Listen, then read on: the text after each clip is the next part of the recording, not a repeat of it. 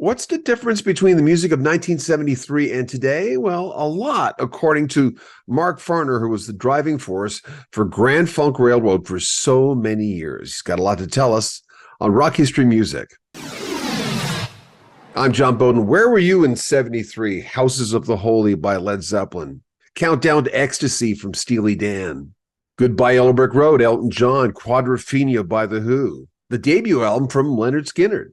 Arguably the best album from Genesis, Selling England by the Pound with Peter Gabriel. And Grand Funk Railroad's seventh album. They'd already sold out Shea Stadium faster than the Beatles. And as they were releasing the album, We're an American Band, underneath their belt, they already had 4 platinum and 2 gold albums. After this, they go on to do covers of Some Kind of Wonderful, The Locomotion, and have hits with Bad Time to Be in Love and more gold and platinum albums. But Mark Farner is no longer in Grand Funk Railroad. He's trying to get back in. Mel Shocker, the bassist, is still there, and original drummer Don Brewer. But as they celebrate the 50th anniversary of We're an American Band, which gave them their first #1 hit, the title song, Mark Farner, who again will say wants to get back into the band and have a final reunion tour with the group, somehow they don't seem interested. In fact, a few years ago, Don Brewer told me that the current edition of Grand Funk Railroad was what the fans wanted. I'd beg to differ on that. Here's Mark Farner on the difference between the music of 1973 and what we're hearing now. We're an American Band 50 years. We've talked about this last time, the fact that, the band's doing the 50-year thing of that album. Going into that record, what's your recollection of at that point? 1973, it was like a year of Dark Side of the Moon, Goodbye Yellow Brick Road. There was so many albums out there. Yeah. Well, back then, of course, the music, people ask me, what is the big difference, the biggest difference between the music then and the music nowadays?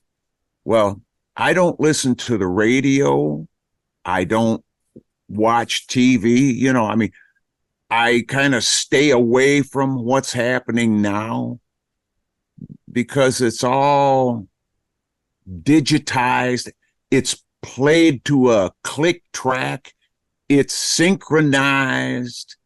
When you make a mistake, or if the drummer's playing a little bit behind, well, you can quantize that shit and fix it, brother. The robot will play it for you perfectly. I'm not into that. The music then had an honesty to it that the music today lacks. I'm just talking the sound, where it's coming from. Back then when the drummer sped up or slowed down, it was in the grooves. It was accepted, and it was part of what made the music so lovable and why people love the music from the late 60s and 70s and up through the 80s until they started using the click track and digitizing and synchronizing and all this crap that they've done to the music. But back then, when that music was released, people were in a more humble,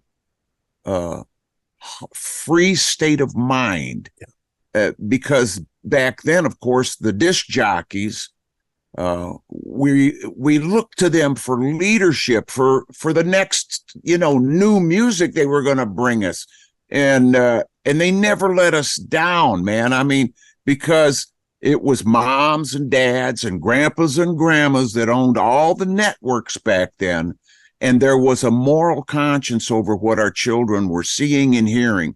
The media has been robbed from the people, and it's been taken over by large corporations, as you know, Brother John. Now, I know there's more stuff on Farner chords, which is kind of exciting. Tell me about that. Well, it keeps going. The people are receiving it, brother, because it's me making the chords that other people have tried to show, instructional videos on YouTube, and they were all a little off, God bless them for trying. I mean, some great players. And I thought, well, why the hell didn't I play it that way? You know, it would have been a lot easier. But no, my chords are just Farner chords. That's the way I did it. And because it's free, people love that. And that the reaction to just that part alone, Brother John, has been phenomenal.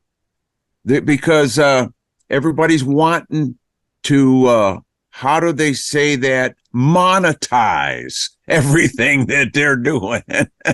So to get something for free, I guess it's a real treat. Well, going back to you guys in the beginning, a people's band, the fact that it's for the people. And I was reading some of the reviews, how, there's always like, they hated Zeppelin. They didn't like Zeppelin. They hated a lot of people, but look, who's Kiss. All the critics did, Yeah. They don't even like the people. What the hell do we want? No, it's nice that you're doing this. I think that it's another way of getting closer to the fans too, because they're getting it from you, the way you meant it, right? Yeah, man. Closer to the fans, closer to my home. Yeah. Hope you enjoyed that. We'll have more from Mark Farner in the next few days. He's always an interesting chap. Make sure you comment on our video, subscribe to our channel, and share our videos. If you want to make a donation to the channel, the links are right on top, the description, and anything else you'd be interested in for rock history music is right there, including links to Farner chords where Mark Farner will play you and show you how he played those guitar parts in Grand Funk Railroad. MarkFarner.com. I'm John Bowden from Rock History Music. Take care.